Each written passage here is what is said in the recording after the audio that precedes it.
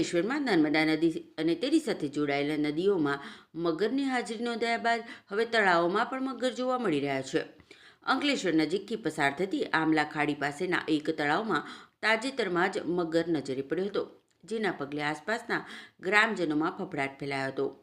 આ અંગેની જાણ કરવામાં આવતા વન વિભાગના અધિકારીઓ અને કર્મચારીઓ દોડી આવ્યા હતા અને મગરને પકડવા માટે તળાવ પર પાંજરું ગોઠવ્યું હતું.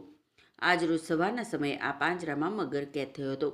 સ્થાનિકોએ આ અંગેની જાણ વન વિભાગના અધિકારીઓને કરી હતી, જેના પગલે વન વિભાગના અધિકારીઓએ આવી મગરનો કબજો મેળવ્યો હતો અને તેનું તબીબી પરીક્ષણ કરાવ્યું હતું. વન વિભાગ દ્વારા મગરને સુરક્ષિત જગ્યાએ છોડી મૂકવાની તજવીજ હાથ ધરી છે.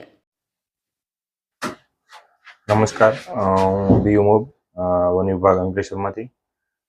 આજરોજ આપણે આમલા ખાડી વિસ્તારના તળાવમાંથી એક મગર જે ઘણા દિવસથી ત્યાંના જે અરજદાર હતી એમની ફરિયાદ હતી, તેઓના આધારે એનિમલ લવર ગ્રુપના કૌશિકભાઈ તથા ફૈઝનભાઈ તથા અમારા સહયોગી પુરાભાઈ સમગ્ર ફોરેસ્ટ ટીમ દ્વારા આજે સવારના સમયે ત્યાં જે ટેપ ગોઠવેલી હતી તેમાં મગર ફસાતા, તો તેઓનું તાત્કાલિક રેસ્ક્યુ કરવામાં આવેલું છે અને અત્રેના વિભાગ હેઠળ કબજો લઈ અને તેની તબીબી ચકાસણી કરાવેલ છે.